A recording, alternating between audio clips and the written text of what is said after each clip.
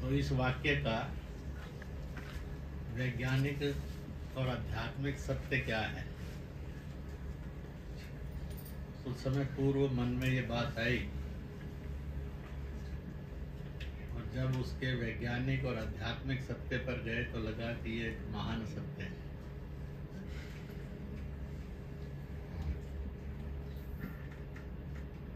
मैं उसको एक छोटी सी कहानी के रूप में बताता हूँ। आत्मा ने ईश्वर से प्रश्न किया कि मुझे भी शरीर धारण करना है, तो मैं शरीर कैसे धारण करूं? क्योंकि दुनिया में दो ही संसार है, एक वर्ल्ड ऑफ सोल्स है यानी आत्माओं का संसार है, दूसरा वर्ल्ड ऑफ बॉडीज है जिसमें मैं और आप इस समय हैं।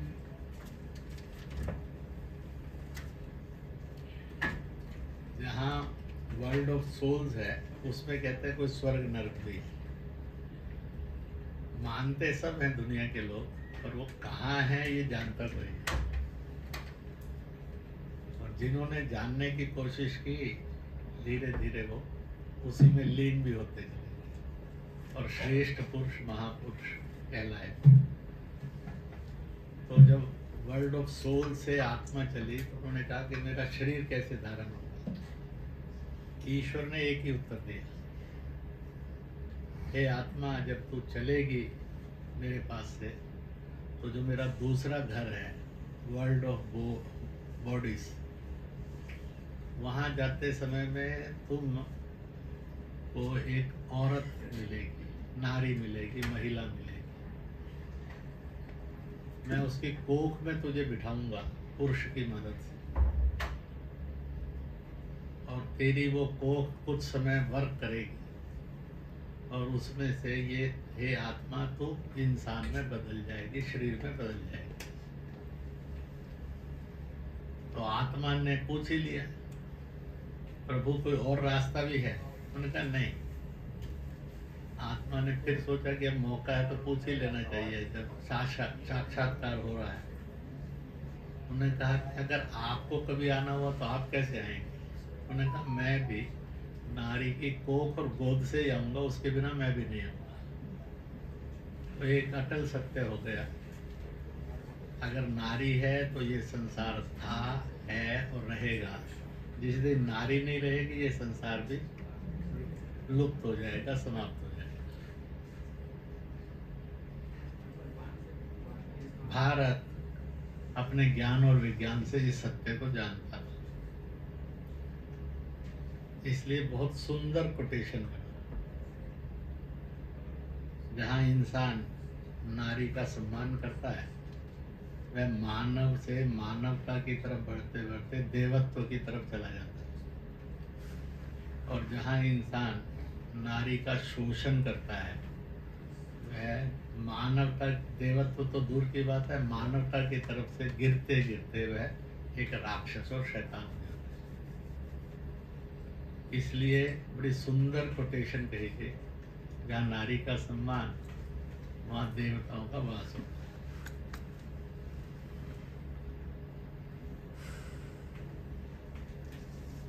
फिर उसके बाद उसने कहा कि मैं जैसे ही एक बॉडी में तब्दील हो जाऊंगा तो मेरे उस सफर को कौन चलाएगा? उन्होंने कहा now the second mother will come, जो चलाएगी। तो पहली ने तुझे इस संसार में भेज दिया, वो अपनी भूमिका निभाएगी। Now the second mother will come.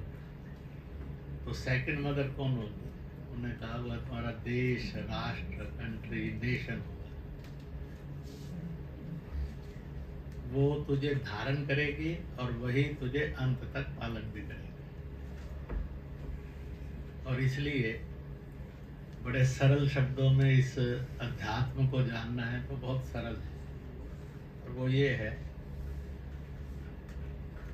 संतान को यानी इंसान को जन्म पे ही कुछ खाने पीने की चीजें चाहिए। तो ये सब्जी कहिए, ये फल कहिए, ये फूल कहिए, ये दूध कहिए, ये जल कहिए, हमें कौन देता है? कोई इंसान कहे मैं देता हूँ, उससे कोरा अहंकार नहीं हो सकता। वो तो ठन ठन गोपाल है, उसका कुछ नहीं। जो देती है ये धरती देती है, और निक नेम में इसको हम भारत कहते हैं। ये देती है, ये आधार देती है, ये वस्तुएं देती हैं, तो सारी चीजों का निर्माण होता है। इवन मुझे और आपको जिस भगवान की लीला का हिस्सा बनकर खेलना है, उसकी भी पूजा करनी हो, मंदिर के रूप में, गुरुद्वारे के रूप में, चर्च के रूप में, मस्जिद के रूप में, ब्रह्मकुमारी स्थान के रूप में, राधा स्वामी, किसी भी रूप में, तो यही आधार देती है, यही वस्तुएं देती है, तो मंदिर मस्जिद भी बनते हैं, गुरुद्वारे चर्च भी बनते हैं। अगर आधार और वस्तुएं ये नहीं दे, हम अपने भगवान जी का मंदिर भी नहीं बना सकते। इतना ही नहीं है, जो आज स्कूल खड़े हैं, कॉलेज खड़े हैं, खेल के मैदान, शिक्षा के संस्थान खड़े हैं, उद्योग खड़े हैं, अगर आधार धरती देती है, भारत देता है, और वस्तुएं भारत अपने देता है, तो कल कारखाने भी हैं, खेत भी हैं, कल्याण भी है, संस्थान भी है, अन्यथा तो ये भी नहीं। एक दिन जब मर जाएंगे तो बड़े प्यार से ये कहेगी कि बेटा अब मैं तुझे आत्मा के रूप में उसी ईश्वर के पास भेज देती हूँ जिसके पास से तू आया था, और वो जलकर, दबकर, बहकर किसी भी रूप में हमारी शरीर में से उस सोल को फ्री करती है और फिर से भगवान के घर भेज देती है। Circle is complete.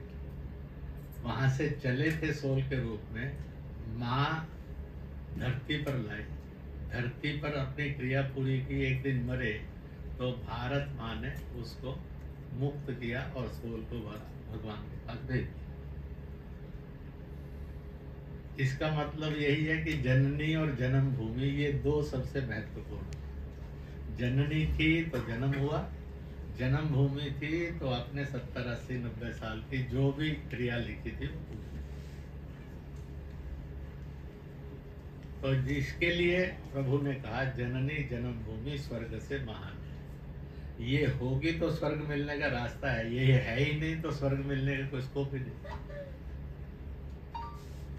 तो इसलिए इसको समझना। अब हमने समझा तो सोचा कि फुल स्टॉप यही है कि आगे। तो पहली माँ से जन्म मिला, आइडेंटिटी। दूसरी बड़ी माँ से, भारत माँ से हमें विश्व के अंदर एक पहचान मिली। अब इसके बाद हम मानव हैं या राक्षस हैं, इसकी पहचान तीसरी माँ से मिली जिसको धरती माँ कहते हैं। तो हम उस धरती माँ के कारण मानव कहलाए और मानव के कारण हम वैश्विक हो गए। और ऐसी सारी चीजों को करने के लिए एक जगन माँ है जिससे सृष्टि और ब्रह्मांड की उत्पत्ति। तो एक छोटा सा प्राणायाम करेंगे और उसको आनंद से कुछ महसूस करें। जिस माँ से अपने को जन्म मिला, एक बार उस माँ का फोटोग्राफ जो है अपने आंखों के अंदर दिमाग में ले लो। दूसरा, जिस भारत माँ ने पालन पोषण किया, सदियों से करती आ रही है, आगे भी करती जाएगी, जो सबकी माँ है और बड़ी माँ है, तो उस भारत माँ का हिमालय से हिंद महासागर तक उसका फोटो अपने दिमाग में ले लो, आंखों के द्वारा। फिर धरती माँ जिसके कारण हम मानव के रूप में दिखे, तो वो हमारी थर्ड आइडेंटिटी होगी। फर्स्ट आइडेंटिटी होगी एक फैमिली के रूप, सेकेंड आइडेंटिटी होगी एक नेशन के रूप, थर्ड आइडेंटिटी होगी एक ह्यूमन बीइंग के रूप। तो उस भूगोल के को भी माँ के रूप में अपने मस्तिष्क में ले आओ, आंखों के रूप। और सारे जगत और ब्रह्मांड की एक मालकिन है, उसको कुछ भी कहिए, आप जगत जननी जगदम्बा कहिए, उसको देवी स्वरूपा कहिए, कोई उसको मरियम कहेंगे, कोई उसका हुआ कहेंगे, हवा कहेंगे। ऐसे अलग अलग धर्मों के लोगों ने, भूगोल के लोगों ने नाम रखा। तो चार माताओं को हम अपनी आंखों के अंदर ले आए। अब पीठ सीधी कर लीजिए, सामने मुद्रा बना लीजिए, आंखें बंद कर लीजिए। तो मैं एक कहूँगा तो सब ऊंची और बुलंद आवाज में जितना लंबा सांस लेकर शुरू कर सकते हैं, तो माँ ऐसा उच्चारण करें। चलिए स्थिति में आ जाइए, आंखें बंद कर लीजिए। आंखें खोलना नहीं तो आनंद बहुत आएगा, आंखें खोल ली तो आनंद थोड़ा बिगड़ जाएगा। एक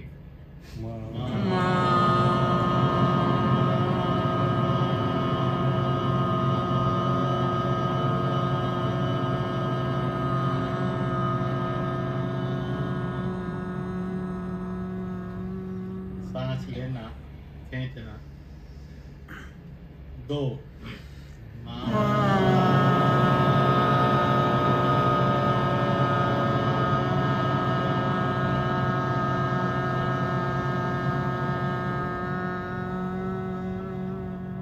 सांस लेना, तीसरी बार करेंगे। तीन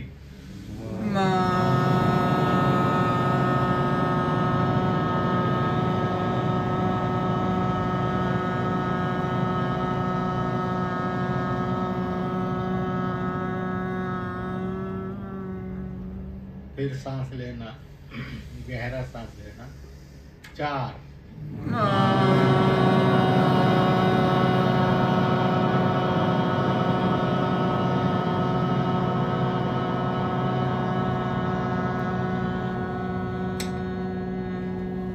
सांस लेना और अंतिम बार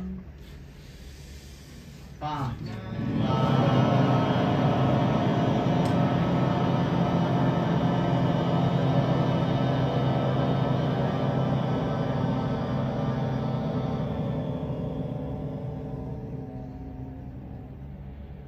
थोड़ी देर शांति से बैठना,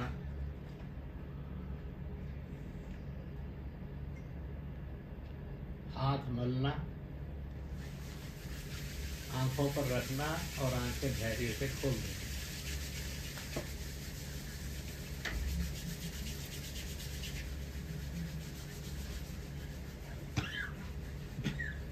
हम सब ने माँ रूपी प्राणायाम किया, शायद जिंदगी में पहली बार किया होगा, फिर कोई होगा जिसने पहले किया होगा, क्योंकि प्राणायाम योग में माँ रूपी प्राणायाम का कोई वर्णन नहीं।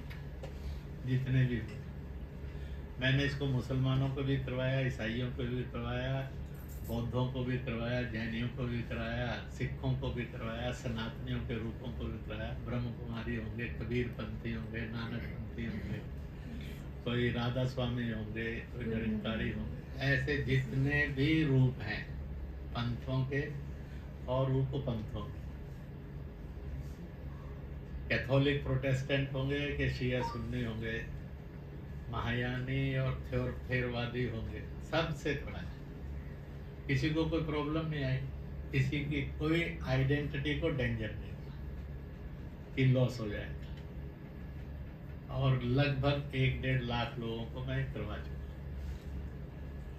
और एक कठिनाई आती है, कभी कभी कोई माँ के लिए इतना इमोशनल हो जाता है। मैंने जब जयपुर में करवाया तो हमारे आईजी साहब थे, उसमें रिटायर्ड थे, प्रेजेंट आईजी थे, मुसलमान, वो भी थे आए हुए कार्यक्रम। वो रोने लग गए थे। वो माँ की मेमोरी आई, माँ वो जिससे वो जन्मे, और एक वो माँ जो ग्रैंड मदर थी, उसकी मेमोरी आई, उसके कारण आंखों में आंसू आ गए।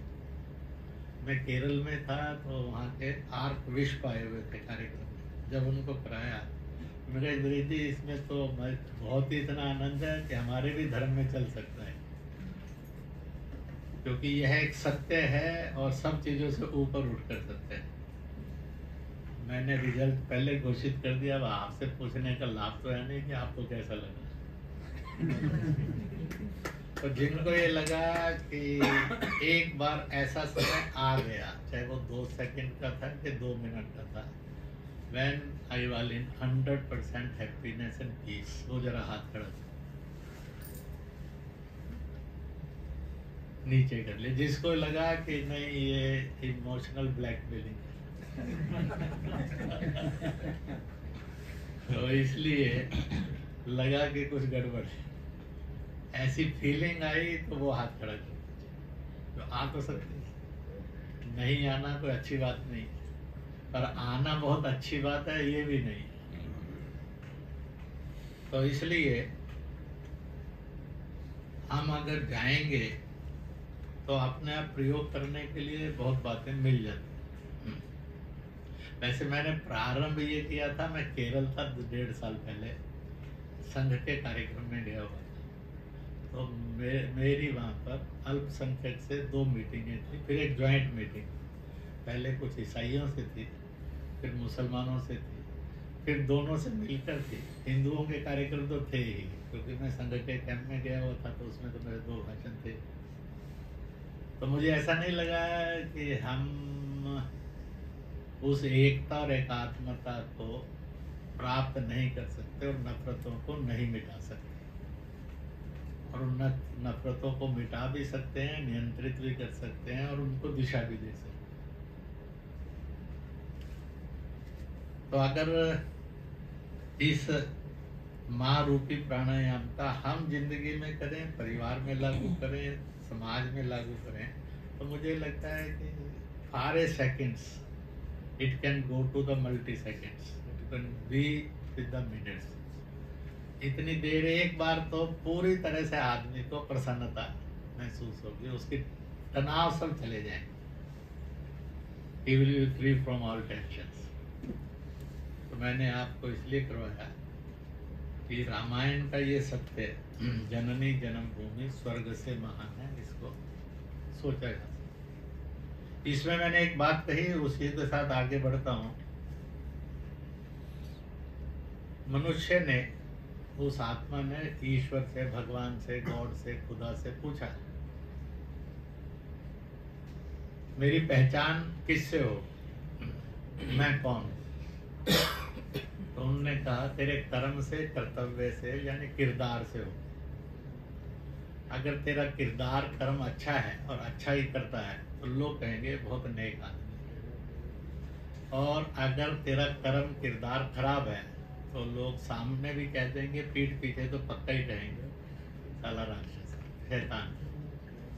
घर में भी होता है, मेरे और आप। किसी किसी बालक के लिए माँ कहते हैं ऐसा सबको प्राप्त हो, और किसी के लिए कहते हैं ऐसा पैदा ही ना हो तो अच्छा। है तो एक ही माता पिता की संतान। तो ये 2 क्यों? किसने डिसाइड किया ये अच्छा है और किसने डिसाइड किया ये बुरा है? तो उसका कोई कॉन्स्टिट्यूशन नहीं है दुनिया में, एक तो उसका अलिखित मॉरल कॉन्स्टिट्यूशन है, और वो ये है उसका कर्म। अच्छा है तो लोग कहेंगे अच्छा है, बुरा है तो कहेंगे बुरा है। और फैनी फैमिली, अब एक फैमिली है जिसमें कंस भी है, देवकी भी है और कान्हा भी है। 1 वर्ल्ड ग्रुप है। कंस शक्तिशाली था, आज भी बेचारा राक्षस कहलाता है, शिव भक्त होने के बाद भी हिंदू ही था। देवकी आदर्श माँ कहलाती है, 23 वर्ष उसने जेल में बिताए। एक जैसे ही आकाशवाणी हुई उसको जेल में डाल दिया। फिर एक 1.5 साल के बाद 8-9 संतानें हुई, 8 संतानें हुई, तो वो 10 साल 12 साल हो गए। फिर उसके बाद कृष्ण जब 13 पार किए और 14 से 15 की तरफ बढ़ रहे थे, तब वो मथुरा गए थे। अब ये कैलकुलेट करिए कि 23-25 साल हो जाते हैं, उसने जेल में बिताए। इतने कष्ट में रही तो भी वो आदर्श नारी कहलाई, माँ के रूप में।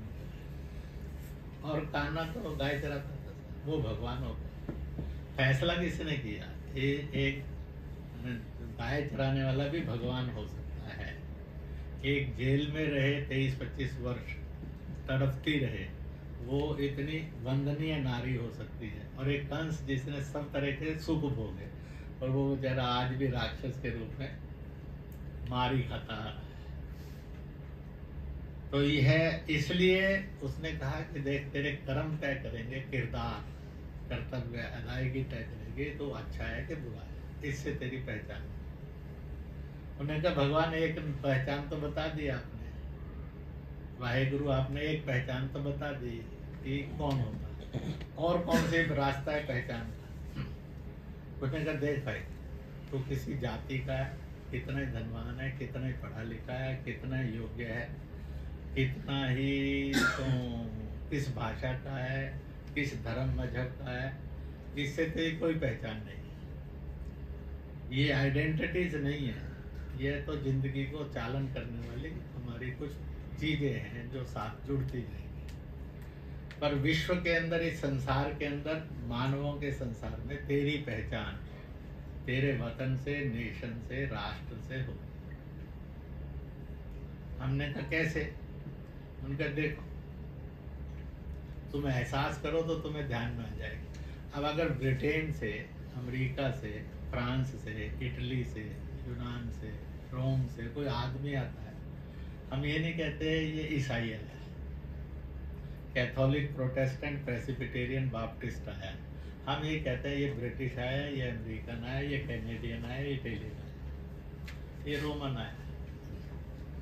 जब अरब से, तुर्किस्तान से, ईरान से, इराक से, फिलिस्तीन से, लेबनान आदि से आदमी आता, हम ये नहीं कहते मुसलमान आया। शिया है कि सुन्नी है, अहले हदीस है कि अहले सुन्नत है, हनफी है कि साफी है, वो बोरा है कि कुछ और है, हम यही कहते हैं ये अरबी आया, ये तुर्की आया, ये ईरानी आया, इराकी आया। ऐसे रूस चीन से आता है तो उसको यही कहते हैं ये रूसी चीनी आया। जर्मनी, जापान, वियतनाम से आता है तो यही कहते हैं कि ये थाई आया है, ये वियतनामी आया है, ये लाओसी आया है, ये जर्मनी आया है, जापानी आया है। तो दुनिया के अंदर मानव समूह को पहचान करने के और एक मानव को पहचान करने का रास्ता हमेशा नेशन था। It is a universal law. ये आदमी का बनाया हुआ कानून नहीं, ये ईश्वर के द्वारा दिया गया मार्ग है कि तेरी पहचान तेरे वतन से होगी। अब अगर इसको आज के दो सुंदर उदाहरण करने हो याद, ऋषि सुनक, जिस दिन वो चुनाव में सामने आया, अब सांसद चुनाव तो पहले भी लड़ चुका था, जीत चुका, थोड़ी सी चर्चा आती थी, खत्म हो जाती थी। अब वो प्रधानमंत्री बना, सारी दुनिया ने एक मत में एक ही बात लिखी, भारत मूल के ऋषि सुनक इंग्लैंड के प्रधानमंत्री। किसी ने आज तक नहीं लिखा the great British Rishi Sunak became the prime minister of England, ये शब्द आज तक नहीं लिखा। तो उसकी जो मौलिक आइडेंटिटी थी वो नेशन थी, इसलिए उन्होंने लिखा। कमला हैरिस तमिलनाडु की तरफ की महिला थी। जिस समय वो अमेरिका पढ़ने के लिए गए तो वो कन्वर्शन भी हो गई, क्रिश्चियनिटी में चली गई। उसके बाद जब उसने वहां पर रहते रहते नागरिकता छोड़ दी, राष्ट्रीयता ले ली, अमेरिका की नेशनैलिटी ले ली, तो नेशनैलिटी भी बदल गई। फिर भी दो नाम थे सब, कमला भी थी और हैरिस भी थी। उसके लिए भी एक ही पंक्ति लिखी सारी दुनिया ने, भारत मूल की कमला हैरिस अमेरिका की उपराष्ट्रपति बनी। उपराष्ट्रपति दो, किसी ने नहीं लिखा एक क्रिश्चियन लेडी बनी, किसी ने नहीं लिखा कि यह एक American nationalist became the vice president of America. सारी दुनिया ने एक ही सत्य लिखा, अपने आप लिखा, नो मैनिपुलेशन, कोई मैनिपुलेशन नहीं हुई। सबने लिखा भारत मूल की कमला हैरिस अमेरिका की महान उपराष्ट्रपति बनी। तो लिख सकते थे कि अमेरिकन लेडी बनी। इतनी आइडेंटिटीज बदलने के बाद भी मूल आइडेंटिटी जो नेशन है वो बदल नहीं सकती, और दुनिया ने स्वीकार भी नहीं किया कि मूल आइडेंटिटी इसकी कुछ और उनकी आइडेंटिटी की निष्ठा इतनी है, वसुदेव कुटुंबकम के अनुसार ये सारा जगत भाई बहन है एक कुटुंब के रूप में। इसलिए ही is so loyal to Britain as he was loyal to and he is loyal to and remain loyal to India। और वो हम भारत के लिए भी वैसे है। इसलिए उसके भी गांव में और उसके भी गांव में, उसकी भी बरादरी में और इसकी भी बरादरी में खूब खुशियां भी मनाई, और हम सब ने भी मनाई। तो हमने उसको एक इंडियन के नाते, भारतीय के नाते, हिंदुस्तानी के नाते भी सेलिब्रेटेड। तो सत्य है। तो आइडेंटिटी, इसलिए हम ऐसे देश हैं दोस्तों दुनिया के अंदर बाकी सब देशों का एक एक नाम है, एक 5-10 देश ऐसे मिलेंगे जिनके 2 नाम होंगे, और अपने बहुत सारे घने नाम हैं। वो बोल रहे थे हमारे हरियाणा की, तो है अपना। जब नाम देश का प्रसिद्ध था आर्यव्रत, तो लोग कहते थे आप आर्य हैं, करोड़ों आज भी कहते हैं। फिर भारतवर्ष हुआ नाम पैरेलली, तो हम भारतीय और भारतवासी कहलाए, करोड़ों करोड़ लोग ये कहते हैं। फिर इसका नाम हिंदुस्तान आया, और हिंदुस्तान मौलिक नाम आया है से, हिमालय से है, और इंदु सरोवर इसका, जिसको आज हिंद महासागर कहते हैं, इंडियन ओशन कहते हैं, इसका उस समय प्राचीन नाम इंदु सरोवर था।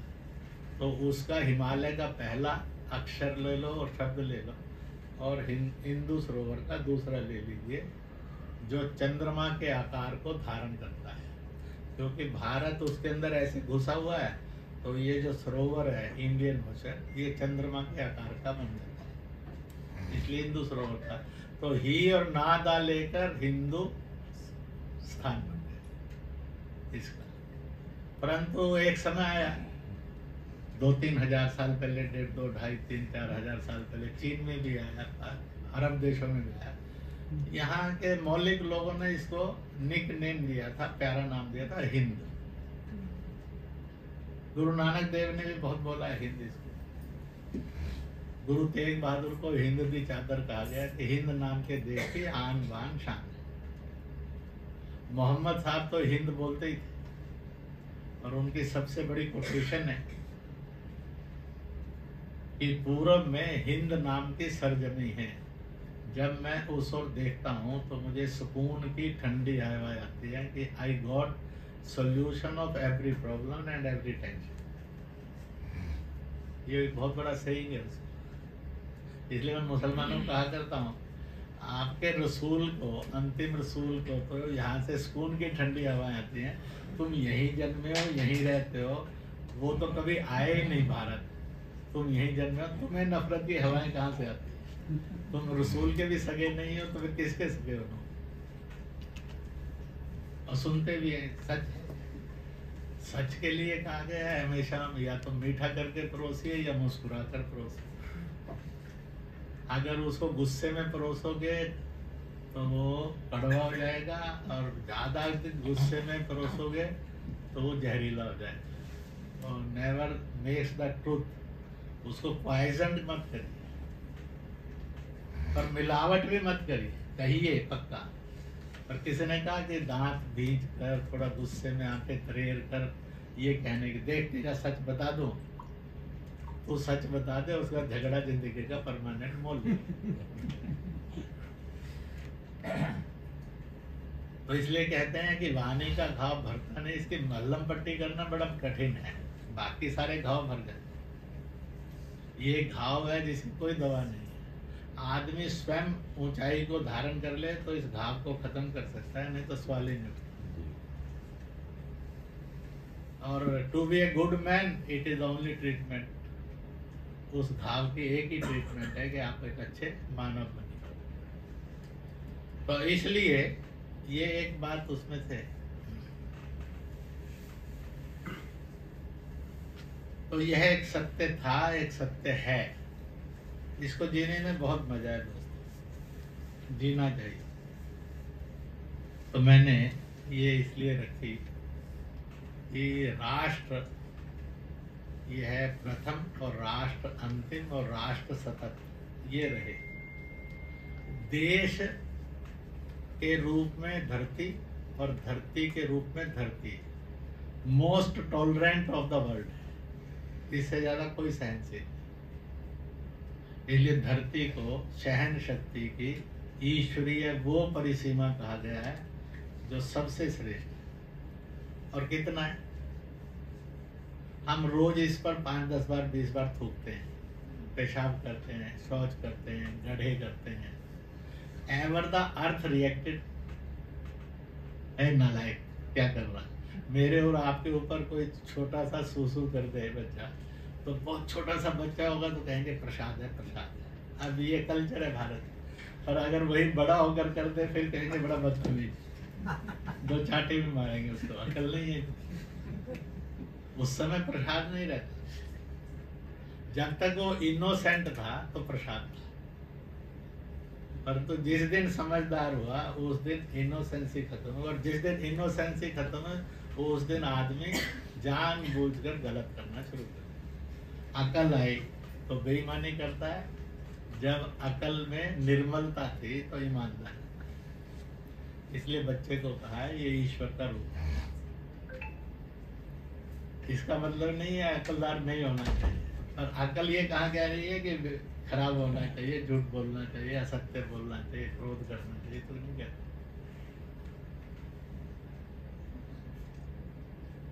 यह जो भारत का ज्ञान और विज्ञान है उसके कारण हम विश्व गुरु कहलाते। We are not by knowledge the grand master of the world, we are by character grand master of the world.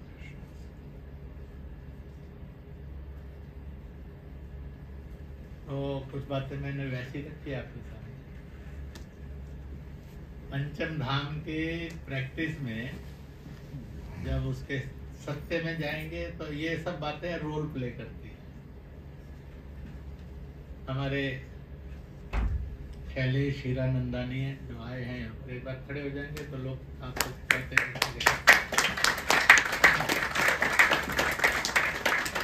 Bharat में सिंधी समाज में से हैं, भारतीय हैं, विदेशों वर्षों से रह रहे हैं, पढ़े लिखे भारत, व्यापार करते हैं, एक अच्छे बड़े बिजनेसमैन हैं।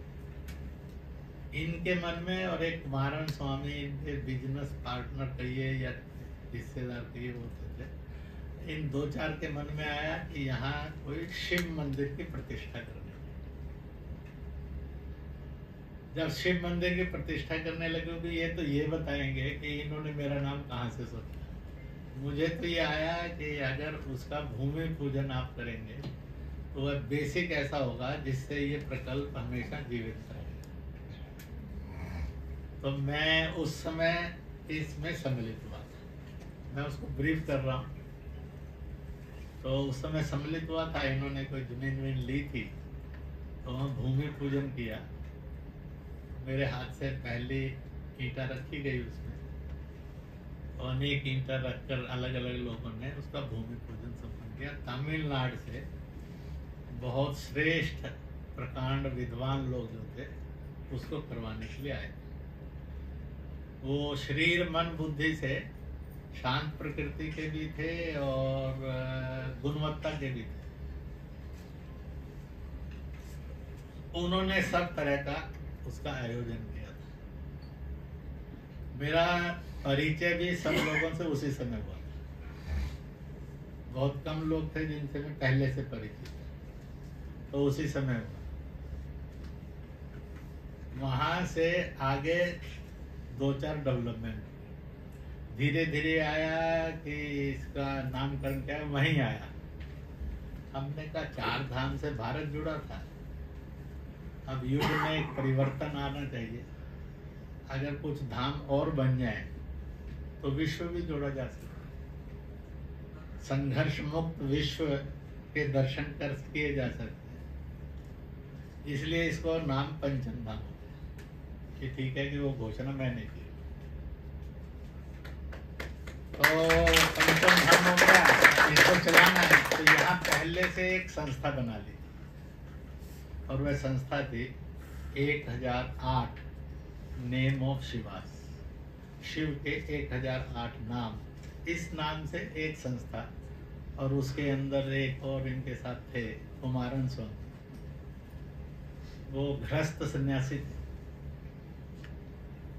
तो इसलिए गृहस्थ जीवन के भी आनंद में रहते थे और सन्यासी जीवन के भी आनंद में रहते थे। तो वो उसको देखते थे, धार्मिक उसको, बाकी काम था। यहाँ जमीन लेना, जहाँ हम जाएंगे परसों, एक कुलेन माउंटेन है वहाँ पर, और बड़ा धार्मिक स्थान है। बेसिकली वो सनातन का शैव स्थान है। समय के अनुसार वहाँ पर बुद्धिज्म भी आया, तो बौद्धों का भी वो स्थान बना। और इस प्रकार से वहाँ एक जमीन लेकर तीर्थ बनेगा तो गांव भी बनेगा, गांव बसेगा तो तीर्थ भी आएगा। और बड़ा पवित्र है वो स्थान। तो उधर जो था इसका भूमि पूजन हुआ। फिर ये आया कि शंकराचार्य जी ने 2-2,500 साल पहले प्रयत्न किया था। भारत जितने मत पंथों में है, आज के अधिक मत पंथ थे ही नहीं दुनिया में उस समय। न ईसाइयत थी उस समय, न इस्लाम था, न जैनिज्म का शुभारंभ हुआ था, बुद्धिज्म का भी शुभारंभ हुआ था, सिखिज्म वगैरह नहीं थे। और जितने आज मत पंथ मिलते हैं उनमें से बहुत सारे नहीं थे। तो ये सारे आधुनिक मत पंथों को मिलाकर वो मानवीय हैं कि हिंसक हैं। तो कहीं ना कहीं we should think and work for the world, मानवता के लिए कुछ करना चाहिए, प्राणी मात्र के। तो इसलिए शिव मंदिर करेंगे तो बौद्ध लंबी बड़ी प्रतिमा भी उतनी ही उसमें लगाई जाए। स्वाभाविक है जब ये बनेगा स्थान तो इसको कुछ आश्रम भी चाहिएगा, धर्मशाला भी चाहिएगी, कुछ और चीजें करने के लिए भी चीजें चाहिए। उनकी कल्पना करिए। फिर बहुत से लोग ऐसे आएंगे जिनको लगेगा कि ऐसी जगह मकान ही ले लेना चाहिए। तो कुछ लोग कॉलोनी बनाने के लिए भी आएंगे, तो थोड़ा आसपास में और रहेगी तो ये भी हो सकता है। ऐसे ये चलते चलते में यात्रा चलती चलती। फिर ये आया है कि बौद्धों का केंद्र कंबोडिया भी है और सनातन का भी केंद्र है, क्योंकि वहाँ ओंकारवाट तो 8वें आश्चर्य में आ ही गया है, विष्णु मंदिर। आपने उस पर दर्शन किए होंगे गूगल वगैरह में, अभी आप प्रत्यक्ष भी करेंगे। कोई ऐसे भी होंगे जिन्होंने पहले भी किए। तो फिर कार्यक्रम में 2 साल 3 साल के बाद बौद्ध समाज के साथ यहाँ और सरकार के साथ संबंध बने, कार्यक्रमों में आदान प्रदान, ये भी इसके साथ जुड़। कल क्या बौद्धों का और आप सब का, यात्रियों का एक इंटरेक्शन भी होगा उनके साथ। तो ये चल पड़ा और चलते चलते फिर आया कि इसको जीवमान कैसे रखें और इस प्रकल्प से, इस मिशन से समाज को जोड़ें कैसे। तो आया कि 30 मई 2018 में वो भूमि पूजन हुआ। 30 मई 2018 में भूमि पूजन हुआ। इस सारी परिकल्पना का जो भी पुराना परिदृश्य था उसने एक नया रूप लिया। जैसे कहते हैं सोल ने एक बॉडी का रूप लिया। तो इसलिए कहना चाहिए कि 30 मई 2018 इस पंचम धाम शैव और बौद्ध, या कहना चाहिए सनातन और बौद्ध, इन दो की युति के रूप में इसका हैप्पी बर्थडे। और हर साल इस हैप्पी बर्थडे को मनाने के लिए इस समय में कोई ना कोई उत्सव यात्रा बनाई जाए। तो फिर ये वही 2018 में तय हुआ और उसके बाद यात्रा शुरू हो गई। 2019 में 10-12 देशों के भी प्रतिनिधि आए थे। मूल भारतीय प्रतिनिधि आए थे, कुछ विदेशी प्रतिनिधि भी थे। फिर चीन का प्रकोप बरसा दुनिया के ऊपर। एक कोविड नाम से, कोरोना नाम से वायरस आया। ये नेचर का वायरस नहीं था, इसलिए ईश्वर के द्वारा प्रदत्त कोई प्रकोप नहीं था। मेड इन चाइना था, मेड बाय चाइनीज था। 80 लाख लोग इसने दुनिया के खाए। फिर भी आज कोई कहता है कि चीन बड़ा अच्छा देश है, तो मैंने कहा जिस दिन तुझे खा लेता है, तेरे मम्मी पापा को खा लेता, तुझे पता लग जाता चीन से राक्षस कोई नहीं। वैसे दुनिया की एकमात्र रेस चीन है, और फिर अफ्रीका के 2-3 कंट्रियों में कुछ छोटी छोटी रेस है जो जीवंत पक्षी को, जानवर को और इंसान को भी खाते हैं। इस दुनिया के अंदर इस समय जीवित इंसान को, जीवित जानवर को, जीवित पशु को खाने वाली कोई और रेस नहीं है। China is the only big race. वो इतनी अमानवीय और हिंसक है दुनिया की। अब मान लो कोई कहे कि रावण की दुनिया के अंदर, एक ध्यान रखिए, रावण का उस समय वो शासन था जिसके राज्य में और राजधानी में कोई बेरोजगार नहीं, हर एक के पास जो मकान था, चाहे वो 4 मंजिल हो और 1 एकड़ में बना हो महल, और या वो झोपड़ी कच्चा पक्का हो, तो कच्चा मकान तो था ही नहीं, छत सबके पास थी, अच्छी छत थी। और सबसे बड़ी विशेषता थी, उसने जितनी भी अपनी जनता को मकान दिए थे उन सब की छतें और दीवारें मेड ऑफ गोल्ड थी। ऐसा राज्य ना उससे पहले कभी हुआ ना आज तक उसके बाद हुआ। फिर भी किसी ने नहीं कहा कि रावण का राज्य बड़ा खूबसूरत और बढ़िया था, विदाउट एनी स्लेवरी था, कोई बेरोजगार नहीं था, कोई छत विहीन नहीं था।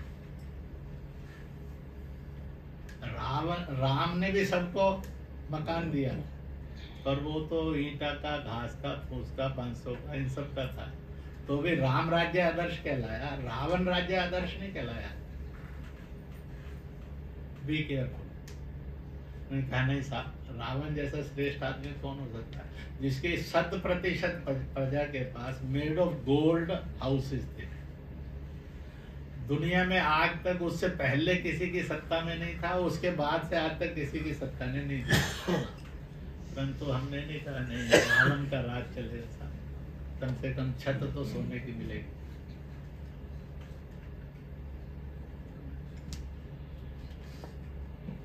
तो फिर वो राक्षस राज कहलाया।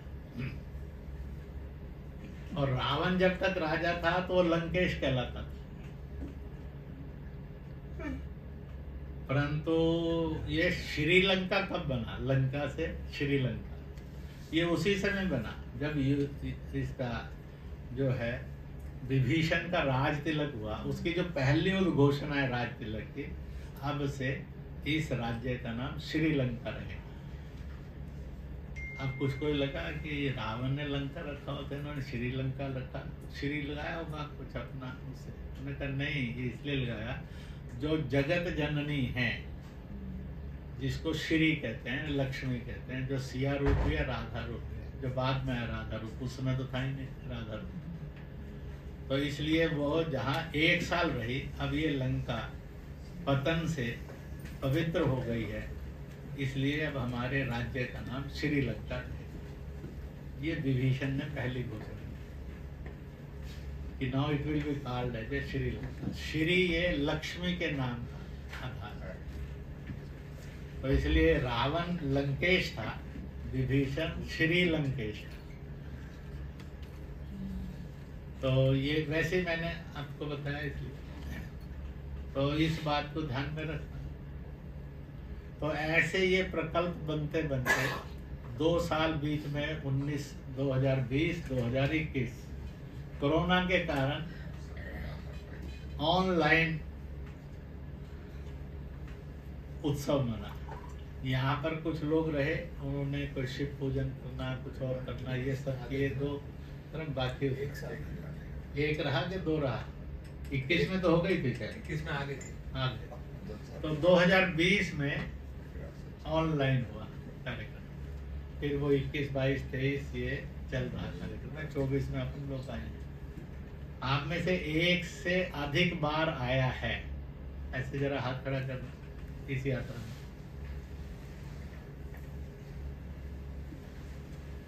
नीचे कर लो, तालियां बजा दीजिए। मैं आप सबको ये तो नहीं कहने वाला कि आप हर साल आइए, क्योंकि फिर इसकी बेचारे की मौत हो जाएगी। इसलिए नवीन रक्त आना चाहिए, नवीन समय के साथ आना चाहिए। तो हम तो इसलिए आए हैं कि आगे हम भेजने वाले बनेंगे। ये कुछ अपने शरीर, उस आत्मा को धारण करके इस शरीर का स्ट्रक्चर बन जाए ठीक से। तो मैंने सोचा था 8-10 वर्ष रहेंगे, उस समय अच्छे से एक स्वरूप बन जाएगा, तो आगे चलता जाएगा। तो इसलिए मैं लगातार आया। इसके उतार चढ़ाव के पड़ाव भी देखे, उन सब समस्याओं का निस्तारण करते करते आज ये सामने आ गया। ये कल्पना उतरे।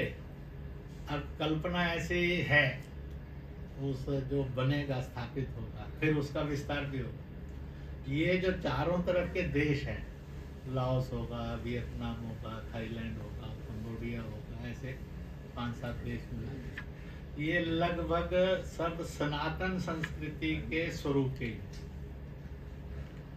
ब्रह्मा विष्णु महेश को ये सब मानते हैं, क्योंकि वो तो जगत संचालक थे, ब्रह्मांड संचालक थे, इसलिए दुनिया उनको मानती है। वो किसी एक खास धर्म के हैं, देश के हैं, किसी खास आस्था के हैं। ये मेरा और आपका भ्रम है कि वो हिंदू है। मालूम नहीं है उस समय हिंदू शब्द था भी कि नहीं था, और होगा कहीं ना कहीं तो बीज रूप में होगा बाद में। परंतु ये एक सत्य और सनातन के रूप में था। सत्य यानी सत्य होता है, सनातन यानी जो सदा होता है, सदा के लिए सत्य, वो कभी भी गलत नहीं हो सकता। तो उस रूप में, तो इसलिए तो सृष्टि के संचालक। राक्षस भी उतना इज्जत करते हैं, और जब राक्षस को लगता था कुछ वर मांगना है और दिखाना है दुनिया को, देवता समझते क्या है अपने आप को, वो भी ब्रह्मा विष्णु महेश के जप करते थे, और इस ताकत से जप करते थे, वरदान ले ही लेते थे। और वो भी इतने मजेदार थे कि कह देते थे तथास्तु। कहता अच्छा बेटा 5-10 साल, फिर वो कहता था ब्रह्मा जी, शिव जी, विष्णु जी, आप समझते क्या अपने आप को, अब तो मैं भी ज्यादा ताकत है। तो कहता तू भी 10-20 साल अपने उछल कूद कर ले, फिर चले जाएगा। और क्या तो ऐसे अपनी लीलाएं रचते रचते ये जगत चला। तो ये सारे एक समान से परिवेश के, तो धीरे धीरे धीरे धीरे इन सब के अंदर कुछ है, धीरे धीरे यूरोप में भी जाए, जिसको पाताल लोक माना गया, उधर भी जाए। पहले से है वहां, ऐसा नहीं है कि नहीं है।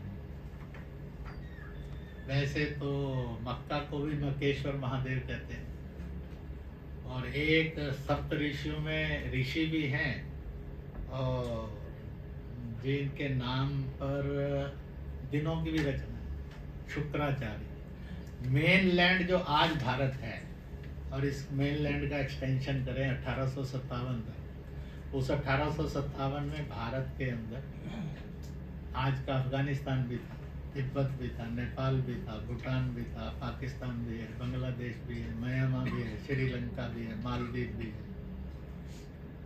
ऐसे ये पड़ोसी 10-12 देश मिलाकर ये भारत था 1857 में, जिस समय ब्रिटिश बैठे थे। इसलिए आज का भारत 31-32 लाख वर्ग किलोमीटर का है। 1857 को जब ब्रिटिश प्रतिनिधि वायसराय कलकत्ता की कुर्सी पर बैठे थे, उसके पीछे एक नक्शा लगा हुआ, आज भी वो बंगाल म्यूजियम में है। उस समय हमारा क्षेत्रफल 83 लाख स्क्वायर किलोमीटर का था, जिस पर ब्रिटिश ने हुकूमत शुरू की 1857। तो उन्होंने 7 बार हिंदुस्तान का विभाजन किया, 9 विभाजन किए, और अल्टीमेटली 1947 में आखिरी विभाजन उनके द्वारा होकर उनको जाना पड़ा। जितने विश्व बीज बोकर जा सकते थे वो सब बोए उन्होंने। तो उसमें से आज कुछ धर्म हैं जो दुनिया में सर्वाधिक प्रतिष्ठित है, बड़े आकार में। 2,500 साल पहले इब्राहिमी जो कल्चर थी, इब्राहिमी, उसमें एक इब्राहिम की संतान आई चौथी, मोसेस, उन्होंने जूडिज्म को प्रारंभ किया। इसके बाद इक्ष्वाकु वंशीय बुद्ध है, 2650 वर्ष पूर्व भारत की धरती पर उन्होंने बौद्ध मत को प्रारंभ किया। फिर 2000 साल पहले इब्राहिमी वंश परंपरा में 9वीं पीढ़ी थी, जिसमें ईसा आए, तब वहां से ईसाइयत शुरू हुई। 1450 पौने 1500 वर्ष पूर्व इसी इब्राहिमी लिंकेज में से, परंपरा में से 23वें पीढ़ी जो थी उसमें थे मोहम्मद साहब, जिससे इस्लाम आया। इन बिटवीन 2600 साल पहले और 24 में तीर्थंकर आए महावीर स्वामी, जिनसे जैन मत आया। 350-400 साल पहले फिर सिखिज्म आया। जब जूडिज्म आया नहीं था तो उससे पहले लोग कौन थे? जब बौद्ध मत नहीं था तो पहले लोग कौन थे? जब ईसाई मत नहीं था तो वहाँ के लोग कौन कहलाते थे? पूजा पत्ती से। जब मोहम्मद साहब का मत आया 1450 साल पहले तो उससे पहले क्या कहलाते थे? आज अगर ब्रह्म कुमारी है, राधा स्वामी है, निरंकारी है, जो भी तरह तरह के छोटे बड़े फिरके हैं, ये नहीं थे और सिखिज्म नहीं था, गुरु नानक देव और ये परंपरा नहीं, तो पहले लोग क्या थे? अगर पीछे पीछे ढूंढना चाहेंगे तो हरेक का एक जगह जाकर फुल स्टॉप लगता है कि हम ये अब नए यहाँ से। पर जिसको सनातन कहा गया, इसका आरंभ कोई नहीं है, इसलिए ये स्टार्ट कहाँ से हुआ इसका कोई दुनिया के पास आधार नहीं। Every country on this world, in this world, on this land, उसका ओरिजिन है। मैंने एक बार जब पहला एड्रेस मुसलमानों को किया था बॉर्डर एरियाज के अंदर जम्मू कश्मीर के, उस समय सरकार को लग रहा था क्या होगा, खून बहेगा कि शांति से कार्यक्रम समाप्त होगा। आरएसएस का आदमी मुसलमानों को एड्रेस करने वाला। मैंने अपने स्वभाव के अनुसार दो जो टेररिस्ट आउटफिट थी उनके भी लोगों का बुला लीजिए, ये मैंने वहाँ कहा। डीसी के पास, एसपी के पास, डीएम के पास न्यूज़ गई तो वो बड़े परेशान हो गए। मुझे संदेश आया कि आपने उनको कहकर अच्छा नहीं किया, अगर उन्होंने गोली वोली चला दी तो क्या करेंगे? वो कुछ भी कर सकते हैं, तो मरने मारने के लिए तैयार है। मैंने कहा ऐसा है कि आप कोशिश करिए लॉ एंड ऑर्डर बना रहे, मैं कोशिश करूँगा प्यार बन जाए, नहीं तो खून तो बहेंगे, उसमें तो कोई रोक नहीं सकता। तो परंतु होगा नहीं ऐसा। ठूंस का हाल बना था और ईदगाह का मैदान भी बना था। तो मैंने कहा था विश्व के जितने भी मत पंथ चलते हैं 90% से अधिक बातें सब में समान है। चोरी मत करो, झूठ मत करो, ऐसी सब बातें, गाली मत दो, ऐसी है। दूसरों का भला करो, गरीब पर दया करो, ऐसे सब पशु पक्षी को भी खाना देना चाहिए। तो कुछ बातें डिफर करती हैं। तो एक सत्य सब मानते हैं, जो जन्मता है वो मरता है। Having a date of birth has definitely have a date of death. तो पाकिस्तान का जन्म बताओ तो सब ने पुरजोर बोला, क्योंकि मेजोरिटी मुसलमान थे कार्यक्रम के। आर्मी बहुत थी, कार्यक्रम में संख्या 500-550 थी, छोटी जगह थी, ठूस ठूस कर भरी थी। फिर बाहर का मैदान भरा था, फिर आंगन भरा था, इसका छोटा मस्जिद था, कुर्सियाँ वुर्सियाँ लगी हुई थी। उससे double triple army, police, RR सब डिप्लॉयड थे, और उन सब के बड़े अफसर सब वहाँ डिप्यूटेड थे। क्या होगा? मेरे ऊपर प्रेशर था कि इस वार्ता को रोक दीजिए। मैंने कहा नहीं, हो लेने दीजिए। तो मैंने सबसे पूछा, ऐसा कोई महापुरुष आप में हो, कोई किताब जानता हो, किसी की सेइंग जानता हो कि भारत की, जिसको हम हिंदुस्तान भी कहते हैं, आदि इंडिया भी कहते हैं, इन शब्दों की तो उत्पत्ति मालूम है, परंतु भारत नाम के देश की जन्म तिथि कौन सी है? पाकिस्तान की तो है 14 अगस्त 1947 अर्धरात्रि 12 बजे। तो सबने माना खुशी से। और अब ये बताओ कि भारत की जन्म तिथि कौन सी है? तो किसी को नहीं मालूम। हम में से किसी ने आज तक पढ़ी भी नहीं। तो वहाँ के एक बड़े मौलाना, बड़ी रूहानी, आयु उस समय 83 ईयर्स, आज तो नहीं है दुनिया। मैंने उनको कहा कि मौलाना आप ही सबसे ज़्यादा विद्वान आदमी, और सब आप पर भरोसा करते हैं। हिंदू भी भरोसा करता है, आप घर में आएंगे उसके तो अच्छा लगेगा। सेना भी भरोसा करती है, मुसलमान भी भरोसा करता है, सिख भी गुरुद्वारे में भरोसा करता है, आपकी काबिलियत नहीं, तो आप ही बताओ। वो खड़े हो गए और उस समय सन्नाटा था, और उस सन्नाटे के अंदर उन्होंने कहा जैसे खुदा की कोई जन्म तिथि नहीं होती और खुदाई की कोई मूर्त नहीं होती, ईश्वरीय कृपा की कोई मूर्त नहीं होती, ऐसे ही हिंदुस्तान एक खुदाई मुल्क है, इसलिए इसकी भी कोई जन्म तिथि नहीं। तो मैंने एक छोटे से कमेंट के साथ अपना भाषण आगे बढ़ा दिया। मैंने कहा भारत आजन्मा है, इसलिए इसको मृत्यु का कोई योग नहीं है। ये एक सत्य था, सत्य है। हम घट बढ़ सकते हैं और हमें मृत्यु का योग कोई नहीं। इसलिए अमरता का देश था, है और रहेगा। तो इसलिए इसके बारे में ही कहा है कि जब भूगोल बना धरती का, तो पहला देश मानव जाति जहाँ पर उतरी और जहाँ से मानवता का जन्म हुआ, तो वह देवताओं के द्वारा रचना की गई है, वह भारत है। बाकी सब मानव निर्मित देश हैं, भारत देव निर्मित, ईश्वर निर्मित देश है। इसलिए हमारा कोई डेट ऑफ बर्थ नहीं है, बाकी सबका है। तो ये एक बात समझ में आनी चाहिए। यह है संस्कृति, ओल्डेस्ट। उस ओल्डेस्ट की कोई सीमा नहीं किसी को मालूम, इसलिए इसका कोई एक ग्रंथ नहीं है, इसका कोई एक जन्मदाता नहीं है कि मोसेस ने जूडिज्म शुरू किया, बाइबल और ईसा से ईसाइयत आई, मोहम्मद से इस्लाम आया, बुद्ध से बौद्ध मत आया, ये सब का है। पर सनातन और सत्य किससे आया? ईश्वर। तो बड़ा सामान्य उत्तर है। ईश्वर टेढ़ा मेढ़ा होने की जरूरत नहीं, बड़ा सरल है समझने, ईश्वर से। और ईश्वर कब आया ये किसी को मालूम? जब कुछ नहीं था तब भी वो था, जब सब कुछ है तो भी वो है, जब कुछ भी नहीं रहेगा तो भी वही रहेगा। ये एक अटल सत्य है। बस इसको थोड़ा बहुत ज्यादा गूढ़ शब्दों में श्लोक बोलकर बड़े भारी भारी शब्द इस्तेमाल करके जाएगा, उसको लगता है ये सनातन और अध्यात्म मेरे बस का बात है। मैं इतना ही काम आसानी से कर लेता हूँ, उस इतने बड़े कथन को सहज सरल जिससे समझ में आ जाए हर एक को, उसको बता लेता हूँ। तो इसलिए मैंने बताया।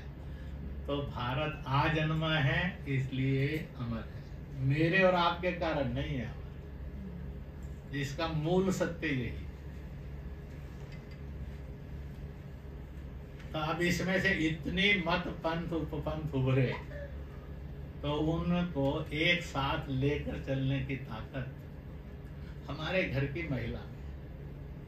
हम जब छोटे थे स्कूल जाते थे घर से, तो रास्ते में मंदिर पड़ते थे 3-4। हमारी माँ कहती थी देख बेटा ध्यान रखना, माथा टेक ना सकते। तो हम बचपन में अपना माथा टेक देते। कभी कभी देर हो जाती थी घर से चलने, तो फिर चलते चल ऐसे मुंडी अपनी हिलानी, भगवान जी को हो गई नमस्ते, चलो आस्था बन गई। रास्ते में गुरुद्वारा आता था, माँ कहती थी वहां भी माथा टेकना, हम वहां भी टेकते। आर्य समाज आता था, माँ कहती थी संडे को जरूर जाना, रविवार माँ हवन के अंदर आहुति डालना, हम चले जाते। रास्ते में शाह कमाल की समाधि आती थी, जो जंगम होते हैं उनके प्रमुख थे, तो वहां भी हम वीरवार को जाकर माथा टेकते। माँ को सब धर्मों की इज्जत करने की आदत थी, इसलिए साल में कोई जैन तीर्थंकर आते थे, जैन संत आते थे, तो उनको रोटी राशन देते थे। तो हमारा भी हाथ लगवा के दिलवाते थे, चल बेटा दे। तो हमें तो पहले दिन से आदत बन गई थी कि हमारे समाधि भी स्नातनी भी थे, सिख भी थे, शाकमाल की समाधि के पीर के बाबा के पीर पर भी जाते थे, और घर में जो आ गया उसको देते थे। Not conversion but respect for all religion. If conversion is there it is fundamental. उससे लड़ाई। अगर सबकी इज्जत करोगे तो मोहब्बत बढ़ेगी।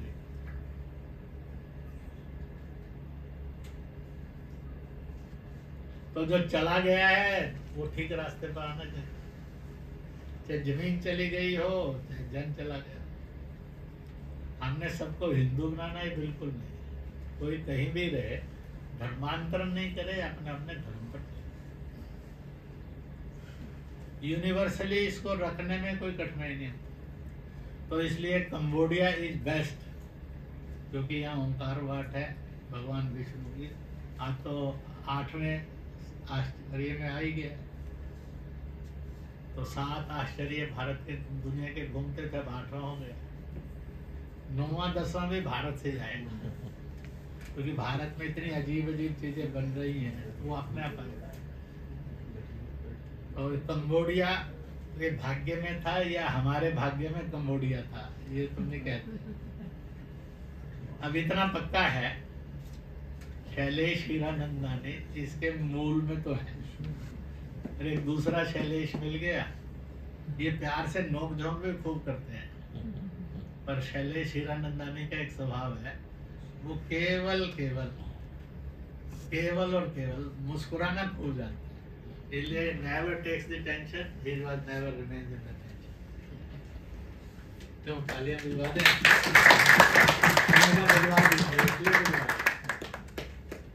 तो ऐसे ये 7 वर्ष की यात्रा पूरी हो, इस बार पूरी हो जाएगी। तो मैं कुछ बातें और एक दोस्तों में मिलने के लिए थोड़ा मिलेगा तो बताने के लिए, और क्वेश्चन आंसर सेशन भी रखेंगे। अब इच्छा है कि धीरे धीरे करके भारत में इसका एक नेटवर्क बन जाए, जिनको ये लगे कि इन मैनी कमिटमेंट्स यह भी मेरी प्रायर कमिटमेंट रही। पंचम धाम और माथा भी चलाए अपना, कुछ सुझाव आएंगे, वो लागू हो या ना हो, पर माथा तो चलना चाहिए, क्योंकि माथे का एक स्वभाव है, नहीं चलेगा तो रोगग्रस्त हो जाएगा, टेंशन वाला बन जाएगा। इसलिए आदमी ने मुस्कुराते हुए माथे को चलाते रहना चाहिए, तो ये हमेशा स्वस्थ रखेगा। नहीं तो धीरे धीरे आदमी भूलना शुरू हो जाएगा, चिढ़ना शुरू हो जाएगा, उखड़ना शुरू हो जाएगा, सारी फालतू की बातें छूट जाएंगी। कहते हैं यूज हिम, तो ये आपको अंत तक साथ देगा। जिस दिन यूज करना बंद कर दोगे, ये आपको भी बंद कर देगा कि जाओ लॉक। कौन बनेगा करोड़पति? लाइफ का लॉक। तो इसलिए ये इसका मैंने आपको सब तरह का वो एक बताया। आगे कैसा स्वरूप होगा, किस तरह का स्वरूप होगा, ये तो स्वाभाविक है कि अगर इस प्रोजेक्ट को चलाना है ज्यादा खर्चा नहीं आएगा। मैं कभी कभी हंसते कहता था, लालू का चारे घोटाले की टोटल राशि का 100वां हिस्सा ही खर्चा है। परंतु हमें वो ऐसा पैसा चाहिए नहीं, इसलिए वो धन नहीं चाहिए, बताने के लिए बताया। जैसे मैं कहा करता था, लालू के चारे घोटाले का एक ऐसा भ्रष्टाचार केवल पाकिस्तान के जनता के पास शस्त्रों में लीक कर दिया जाए तो पाकिस्तान दुनिया की धरती पर रहेगा नहीं, अपने आप रहेगा। परंतु अब हम कहें और हो जाएगा ऐसा नहीं है, पर हम रोज कहेंगे तो हो सकता हो ही जाए। इस दिन भगवान जी खुद होकर कह दे तथास्तु, जिस दिन तथास्तु कह देंगे अपन लाहौर में चले तो फिर अपना एक त्योहार लाहौर में भी मनाएंगे उसमें। और हीरानंदानी जी को कहेंगे भाई एक बिजनेस वहां भी खोल लो, पर उस समय वो भारत कहलाएगा, विदेश नहीं कहलाएगा। तो इस प्रकार से मैंने आपके सामने इस सारे की पृष्ठभूमि रखी। कहीं ना कहीं दुनिया के टकराव में अगर सोचना है तो 106 के लगभग ईसाई देश, 213-14 करोड़ उनकी, 800 करोड़ में पॉपुलेशन। 56 मुस्लिम देश है दुनिया में जो मुस्लिम देश के रूप में प्रतिष्ठित हैं गवर्नमेंट, और 176-77 या 180 करोड़ के लगभग इस्लाम मतावलंबियों की जनसंख्या दुनिया में। हिंदू और बौद्ध मिलाकर दोनों मत पंथ यही जन्मे भारत में, तो यह भारत से ही है। इनको मिला दिया जाए तो दुनिया के 160-65-70 करोड़ के लगभग चीन को छोड़कर, चीन के बुद्धिज्म को छोड़कर, क्योंकि पता ही नहीं लगता उसका बुद्धिज्म आदमी को इज्जत देता है कि आदमी को मौत देता है। तो परंतु है तो कभी सदगति उसकी भी होगी और सद्बुद्धि आएगी उसकी, तो इसलिए मिला दिया जाए। तो चीन अगर सही रास्ते पर आता है तो वो सारे को मिलाकर biggest block of the world. और इसके अतिरिक्त एक ब्लॉक और है जो नेचर वर्शिप, और नियरर टू नहीं, इन टू, वो उसी के अंदर है, वो सनातन का ही हिस्सा है। हवा को पूजता है, सूर्य को पूजता है, चंद्रमा को पूजता है, ऐसे। बाकी सब देवी देवता ध्यान में लाने पड़ते हैं। और इस युग के दो जीवंत देवता जो रोज मिलते हैं, एक सूर्य एक चंद्रमा। बाकी भी सब जीवंत है परंतु सामने दिखते नहीं, मानना पड़ता है, साधना करनी पड़ती है, फिर कुछ आकार प्रकट हो जाता है। माता का, हनुमान जी का, गणपति का, वो सब जीवंत है संसार सृष्टि में, ब्रह्मांड में, परंतु ये दो दो रोज दिखते हैं।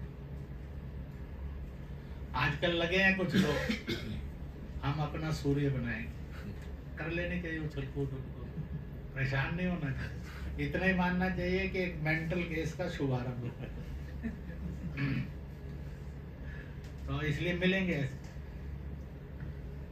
तो और आप देखेंगे हर 5-7 साल के बाद एक न्यूज आएगी, अब ऐसी चीजें बनी हैं, बस सुबह उठोगे तो पता लगेगा सब सृष्टि खत्म। अब हम ऐसे आवाज न्यूज और 8-10 दिन, महीना 2 महीना खूब टीवी पर चलता है, और ऐसी ऐसी कल्पना बना बना कर चलता है। बाद में लगता है हमारे घर को ही कुछ नहीं होगा, हम भी ठीक ठाक ही है। तो 6-7 बार सृष्टि को खत्म करने वाली उद्घोषणाएं और भयानक में आ चुकी है, और उससे होता नहीं। ऐसे सब लोग रहे, इसलिए कोई सूर्य बनाएगा, कोई चंद्रमा बनाएगा। खबाब लेने में क्या हाल, इतना ही होगा, नहीं सच निकलेंगे, नहीं निकले, क्या फर्क पड़ेगा। तो खराब भी लेने में और अच्छा भी लेने में कोई वो नहीं। तो धर्मों में टकराव नहीं हो, बल्कि धर्मों में प्यार। मैं अभी एक उर्स में गया हुआ था, ललितपुर, बहुत बड़ी दरगाह है। कहते हैं वहाँ जो बाबा हैं उनके प्रति एक आक्रोश उभरा, तो कुछ बदमाशों ने आकर उनके दोनों बाजू काट दिए। उपचार होकर वो बाजुओं से खून खान बहना बंद होकर हो गया। उनको आवाज आई तो जगन्नाथपुरी गए, इस्लाम मतावलंबी, और वहां जाकर वो खड़े थे लाइन में, और अपने हाथ ऐसे ऐसे यहाँ से नीचे के हिलाने लगे, हिलाते हिलाते वो उनको हाथ आ गए। ऐसी उस दरगाह के बाबा के बारे में प्रसिद्ध था। तो मैसेज तो देने चाहिए ऑडियंस को, हजारों में थे। रात को 12-12:30 बज गए थे, 2:30-3 बजे मुझे ट्रेन पकड़कर दिल्ली आना था, दिल्ली से फिर इस यात्रा के लिए आना था। तो मैंने शायरी में कहा, मैंने कहा शायरी वायरी आती नहीं है, और आपके शेर व शायरी सुनते सुनते मुझे भी शायरी करने का शौक हो गया। तो मैंने कहा, शायरी ने पूछा उर्दू से कि बहने हमारा घर कौन सा है। शायरी ने पूछा उर्दू से, बहने हमारा घर कौन सा है। इतने में दरगाह से आवाज आई, सारे जहां से अच्छा हिंदुस्तान। वो भी शायरी हमारी, मैंने कहा तो गलत फहमी ना, अगली बार फिर बुला लो कि कोई शायरी सुनाइए, पता नहीं आएगी भी कि नहीं आएगी। तो इसलिए ये उसमें से, तो बाकी कुछ को तो आता है, ये हमारी बिना शायरी और कविता के कोई बात पूरी करते नहीं। तो कभी कभी ऐसा भी होता है, जितना सब वक्ता मिलकर बोलते हैं, संचालक उससे ज्यादा बोलते हैं। परंतु वो ज्यादा बोलना इसलिए अच्छा लगता है क्योंकि वो मसालेदार होता है, एक रंग का और एक स्वाद का नहीं होता, मल्टी कलर्ड होता है, मल्टी टेस्ट होता है, तो एंजॉय करता है। तो मैंने आपके सामने इस जो एक कल्पना है world is one, so we are. तो हम सबका पिता एक है। मैंने वहाँ शायरी में कहा था, इंसान ने मालिक से पूछा तेरा नाम क्या है। इंसान ने मालिक से पूछा तेरी पहचान क्या है। अंग्रेज यूरोपियन बोला तू गॉड है। अरबी फारसी बोला तू अल्लाह खुदा है। सिख पंजाबी बोला तू वाहेगुरु है। एक ने शायरानी अंदाज में कहा तू रब है। हम सब ने कहा तू ईश्वर परमेश्वर परमात्मा है। हमने कहा मालिक तू एक है कि अनेक है। तो आवाज आई, तू मैं ऊपर वाला हूँ इसलिए मैं एक हूँ। सारी दुनिया में ईश्वर को ऊपर वाला मानते हैं और इसका कोई अनुवाद किसी भाषा में नहीं। सब भाषा में ऊपर वाला है। मालिक मुझे और आपको कितनी भी वैरायटी है पर मूल एक है, इसका ज्ञान देता है। इसलिए दुनिया के सब धर्म उसको ऊपर वाला मान कर ही मानते हैं, जपते हैं, मांगते हैं। दाएं बाएं वाला, पीछे नीचे वाला, काला गोरा करके नहीं मानते। अब लोगों ने तो किया हुआ था, कृष्ण जी श्याम वर्ण है तो राम जी क्या होंगे, जरा सफेद वर्ण। वो काले कसौटी वाले लगे तो मुझे कुछ कहने लगे, हम तो हमेशा राम जी को सफेद रंग वाले देखते थे, तो कभी कभी थोड़ा सा नीला नीला देख लेते थे, ये ऐसा कर दिया। मैंने कहा सारा उसी में है, सब उसी के साथ है, फालतू में झगड़ा झंझट किस लिए करना। तो इसलिए बाप एक है, वो ईश्वर है, और माँ एक है क्योंकि वो धरती माँ है। तो we have a common mother and we have a common father, so we are. नमस्कार। आज जहाँ दोपहर का भोजन आप लोगों ने किया था, उस आश्रम को बनवाने में और अच्छा करने में जिनकी भूमिका है, तो जोशी परिवार आए हैं, इसलिए तालियां दें।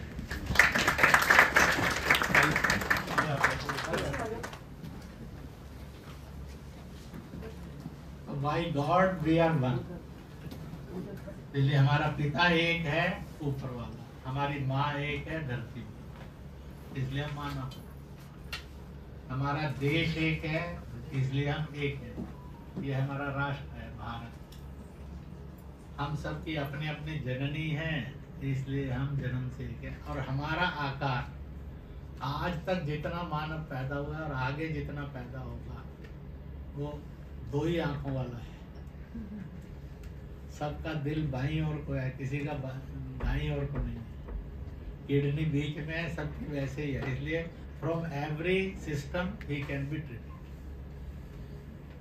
इंसान का स्ट्रक्चर एक है, हाथी का भी स्ट्रक्चर एक है, वैरायटियां बहुत। इंसान की भी वैरायटियां बहुत है, गुस्सैल भी है, मीठा भी है, हंसता भी है हमेशा, कईयों को हंसे हुए सालों भी देते। तो इसलिए सब मिलेगा, परंतु दो पैर वाला है, अभी तो तीन टांग वाला नहीं हुआ। एक्सेप्शन कोई हो जाता हो, तीन आंख वाला कोई है तो शिव जी महाराज के पास है, उस आंख का भी अधिकार, नहीं तो दो ही वाला है, दो ही कान वाला है। भक्ति से दांत का पैदा होता है, चाहे टूटे हुए चाहे साबुत, लंबे समय तक रहे थोड़े समय तक रहे। तो मानव स्ट्रक्चर एक है, मीन्स मालिक एक, उसकी उत्पत्ति भी एक है। लड़कर जी लो तो भी जिएंगे, मिलकर जी लो तो भी जिएंगे। इसका बैनर है। आप कितनी भी जाति उपजातियों के हैं, हम कितने भी मजहब उपमजहबों के हैं, कितनी भी भाषा बोलियों के हैं, हम मालिक से और माँ से एक थे, एक हैं। ऐसी दुनिया सजाने की कोशिश की जाए, सजे तो भला, ना सजे तो कोशिश तो भला। अब मुझे लगता है काफी लंबा हो गया भाषण। बहुत सुंदर, बहुत अच्छा लगा। तो इस शक्ल सूरत को एशिया के उस हिस्से में लाया जा सके जो मूल कल्चरली एक है। कहते हैं यहाँ से शुरुआत होगी तो फिर आगे प्रगति होगी, और ऐसी कोशिशें इस संसार में समय समय पर होती रहती हैं। है तो इस समय ऐसा है कि कोई ये सुनने के बाद सोचे, कहेगा गए थे एक मीटिंग में, नीरे शेख चिल्ली इकट्ठे हुए करके 4 बर्तन जुड़ते नहीं है, चले हैं दुनिया के बर्तन जुड़ेंगे। ये तो सच है। अब चाहे शेख चिल्ली का मकबरा है कि ईमानदारी से सत्य का मंदिर है, और है जो, तो इसलिए कल्पना ये बन गई है। इस कल्पना को साकार करने के लिए सैकड़ों नहीं हजारों हाथ चाहिए जो कार्यकर्ता बने, और लाखों नहीं करोड़ों करोड़ का इसमें विश्वास चाहिए। तो हम चाहे कितने भी छोटे हैं, उद्गम हर चीज का बहुत छोटा होता है। मैं और आप भी जब जन्मे थे, आँख कहाँ होगी, नाक कहाँ होगी, मुँह कहाँ होगी, पता नहीं था उस भ्रूण में। धीरे धीरे दिखता जाए। क्या मालूम था ऐसी शक्ल निकलेगी, ऐसे निकलेगी, ऐसे निकलेगी, ऐसे निकलेगी, ऐसे निकलेगी, कुछ नहीं मालूम। भगवान ने शेप तय की, वो बन गए। हमने कोई शेप की फोटो नहीं दिखाई थी किसी माँ को कि देख ऐसा पैदा करना मुझे, इस शक्ल का पैदा करना। मालिक ने डिसाइड की, माँ के गर्भ में उस कारखाने ने चली और उस कारखाने ने इंसान भेज दिया। तो इसको कोई सी भी कल्पना कहो, हंसते खेलते हुए, ये कल्पना ऐसी है। और इसलिए इसमें भक्ति का मार्ग भी है, भाईचारे का मार्ग भी है, मस्ती का भी मार्ग है। इसलिए यात्रा ऐसी हो जिसमें मिशन भी हो और जिसमें आनंद भी। क्योंकि आनंद की अनुभूति नहीं हुई तो बोर हो जाएंगे छोड़ के भाग। बोर होने के लिए आदमी कहीं नहीं, कभी नहीं जाता किसी के पास कि चलो घर में बैठे बैठे बहुत हंस लिया, बोर होने के लिए दोस्तों के पास चलो। घर में बैठे बैठे बड़े मुंह घुसाए बैठ लिए हैं, चलो यार थोड़ा मूड बदल जाए तो अपने दोस्तों की महफिल में चलते हैं। तो आदमी मूड बदलने के लिए, इसलिए आनंद भी जरूरी है और मिशन भी जरूरी है। अब आगे कैसे विस्तार करेंगे, किस तरह से विस्तार करेंगे, प्रोजेक्ट करोड़ों का है। मेरी और आपकी जिंदगी में पूरा होगा इसका कोई भरोसा नहीं है, पर एक दिन पूरा होगा ये पक्का भरोसा। You take the dreams, God will bless that dream। हम सपना लेंगे, भगवान को प्रार्थना करेंगे, आशीर्वाद दे दो ताकि पूरा हो। तो इन बातों के साथ मैंने आपके सामने रखी, बाकी बातें करते रहेंगे। यहाँ थाईलैंड गए हैं, पहले शुरू में थाईलैंड स्टेपिंग स्टोन था, बस वहाँ उतरना फिर कंबोडिया चलाना। इस बार पहली बार थाईलैंड को भ्रमण का हिस्सा बनाया, क्योंकि वो भी एक बौद्ध देश है। इस बार के खट्टे मीठे अनुभवों में से उसकी पॉलिशिंग होगी अच्छा बनने के लिए। और कंबोडिया का बन गया ट्रिप, ये भी पॉलिश होता जा रहा है, हर साल कुछ ना कुछ नया जोड़ रहे हैं। और कभी ना कभी एक आएगा समय, लोग कुछ ना कुछ देते रहते हैं, जब ये आएगा कि जरा ज्यादा इकट्ठा किया जाए ताकि कोई एक स्वरूप दिखने वाला दिखाया जा सके। यात्रा के रूप में इतना हो गया कि इस मिशन को आदमी में इंजेक्ट किया जा सके। तो इसलिए ये यात्रा हर साल 30, 40, 50, 60 लोगों के अंदर इस मिशन को इंजेक्ट करती है। अब सैकड़ों में हो गए हैं लोग, गिनती में थे तो सैकड़ों में हो गए, लाखों लोग हो गए होंगे जिनको इस मिशन का पता लग गया। वो सोशल मीडिया से होगा, इलेक्ट्रॉनिक मीडिया से होगा, प्रिंट मीडिया से होगा, पब्लिक मीडिया से होगा। मैं और आप बताते हैं तो लोगों को पता लगे। इसलिए वो स्कोप भी बढ़ाते जाना है और साथ में इसको किसी न किसी साकार रूप में भी लेने की कोशिश करनी। और जब भगवान का आशीर्वाद होगा तो सबका व्यापार भी चलेगा, क्योंकि उसके बिना आशीर्वाद के लिए कोई स्कोप नहीं।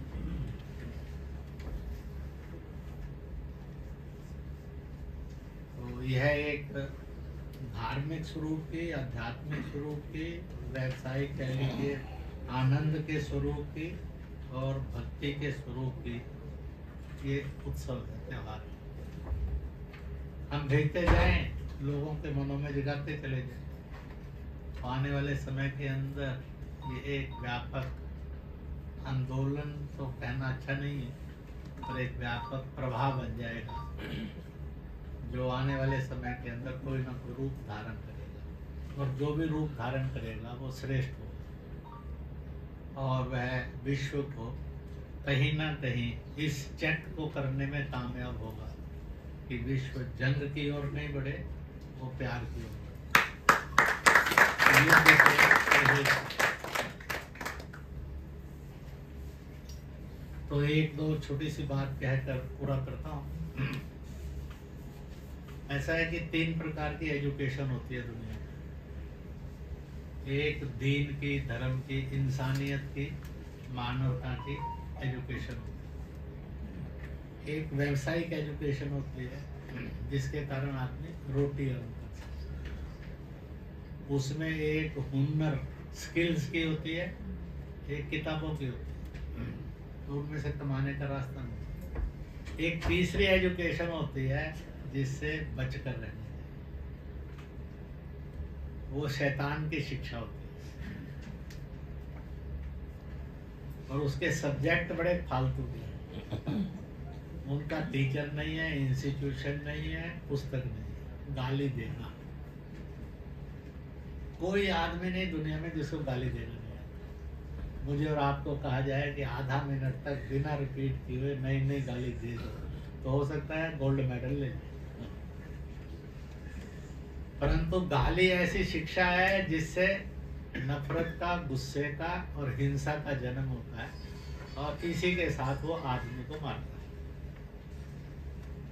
पर इसके कोई सिलेबस नहीं है, किताब नहीं है, टीचर नहीं है, यूनिवर्सिटी ने कर भी नहीं सकते। नफरत करो, कोई सिखाता नहीं। लड़ाई करो, कोई बताता नहीं। तो पहली 2 शिक्षाएं अगर प्रधान हो जाए तो तीसरी शिक्षा का स्कोप धीरे धीरे मर जाता है, और जब पहली 2 प्रधान नहीं बनती है तो तीसरी अपने आप आ जाती है।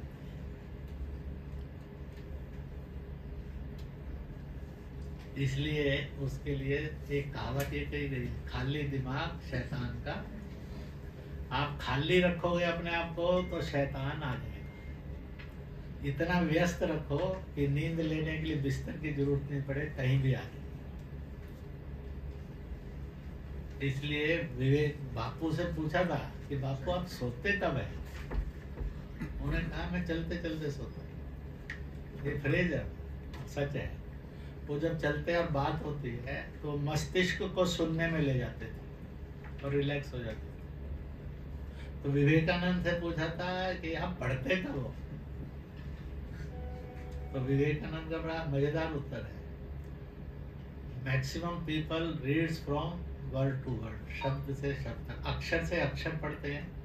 रे, आ की मात्रा, आ, रा, म, राम, ऐसे पढ़ते हैं एक स्टार्टिंग में। फिर पढ़ते हैं राम, शब्द टू शब्द, शब्द से शब्द पढ़ते हैं। फिर वाक्य से वाक्य पढ़ते हैं। फिर स्टैंजे से स्टैंजा पढ़ते हैं।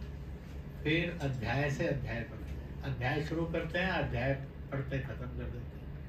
तो विवेकानंद ने कहा था कि मेरे पर ईश्वर की और विशेष रूप से माँ की कृपा है, मैं अध्याय से अध्याय को पढ़ता हूँ। इसलिए मुझे पुस्तक पढ़ने के अंदर 2-4 घंटे बहुत होते हैं, 300 पेज की पुस्तक पढ़ लेता हूँ। और उस समय मैं इतना कंसंट्रेटेड कर लेता हूँ कि उसके अतिरिक्त कुछ सूझता नहीं है, कुछ पढ़ा नहीं जाता, कुछ आता नहीं। ये नहीं है किताब लेकर पढ़ी तो लगा कि हेमा मालिनी का फोटो आ गया, दूसरी बार किताब उठाई तो अमिताभ बच्चन आ गया, तीसरी बार धोनी आ गया, तो फिर दिमाग में पढ़ाई हो जाए। और कभी कभी तो इतना मजेदार होता है, कुछ लोग पढ़ते पढ़ते किताब उल्टी कर लेते हैं, कब हो जाते हैं, और पढ़ रहे होते हैं। जब आप जाकर कान खींच कर कहते हैं मैं पढ़ तो रहा हूँ, मैं किताब तो उल्टी पकड़ी हुई है, पढ़ कहाँ से रहा है? तो कहते हैं पढ़ाई जो है निद्रा देवी की सबसे सगी सहेली है। नींद ना आ रही है तो पढ़ने के लिए लगा दीजिए, अपने आप आ जाएगी। तो इसलिए ये बात जरूरी होती है। तो ऐसी अगर शैतानी शिक्षा से बच्चे को और अपने को बचाना है तो must fill the body knowledge, यानी माइंड एंड हार्ट, यह आप उसको व्यस्त रखें। उसको अगर व्यस्त रखेंगे तो आपको बड़ा मजा आएगा। कोई नहीं है तो खिलौने से ही खेलना शुरू कर दीजिए, गिनती गिनना शुरू कर दीजिए, 1 2 3 4 5 6 7 8 9 10, फिर उल्टी गिन लीजिए 10 9 8 7 6 5 4 3 2 1, फिर 20-50 तक ले जाइए। कहते हैं कि जितना आप सीधा गिनती को तेज गति से बोलेंगे, अगर उल्टी गिनती भी उतनी ही तेज गति से बोलें तो आपकी मेमोरी शार्पन होती जाएगी, उसकी capacity to earn and to learn बढ़ती चली जाएगी। तो ऐसी ऐसी चीजें ढूंढ लेनी चाहिए करते। खाली दिमाग मत रखिए। खाली दिमाग कहता है कि मैं आकर, शैतान कहता है कि मेरे लिए भी तो जगह चाहिए ना कोई। तो शैतान को जगह आदमी देता है तो उसको मिलती है, आदमी ना दे तो नहीं मिल सकती।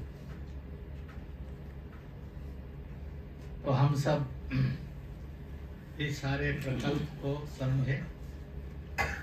बोझिल नहीं है पर एक बड़ा मिशन है।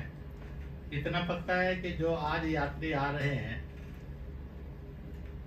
लोग इसको भी संग्रह कर रहे हैं। कभी सालों साल बाद जब कोई कल्पना पूरी करेगा तो ढूंढेगा कौन लोग थे जिन्होंने इस मिशन को लेकर सोचा था। तो ऐसे समय के अंदर शायद करेगा वो आप सब लोग। और आपके बच्चे पढ़े हुए कहेंगे अच्छा हमारे दादाजी ऐसे होते थे, दादी ऐसी होती थी, तो उनको लगेगा कैसे हो सकता है वैसी थी। परंतु एक सच है, हम innocently making a great history. चाहो ना चाहो भगवान जी ने इसीलिए लीला की थी अपने काम में कि गिलहरी से भी पुल बनवाया था कि हनुमान को अहंकार ना हो जाए, पुल उसी से बना है, और गिलहरी को ये ना हो जाए कि मैं बिल्कुल बेकार की चीज, मैं कुछ नहीं कर सकता। तो either do the work as a गिलहरी और ए हनुमान। एक एक्सट्रीम है हनुमान, दूसरा एक्सट्रीम है गिलहरी। सत कर्म हरेक कर सकता है, उसको ईश्वर ने इसका रास्ता दिया है। इसलिए असहाय नहीं समझो, करो। ठीक है, आप सबको बहुत बहुत बधाई, बहुत बहुत शुभकामनाएं। अब सूचनात्मक है, जैसे ये देंगे कल हम सुबह फिर आश्रम में जाएंगे, कुछ योग होगा ऐसा बताया, और फिर वहां पर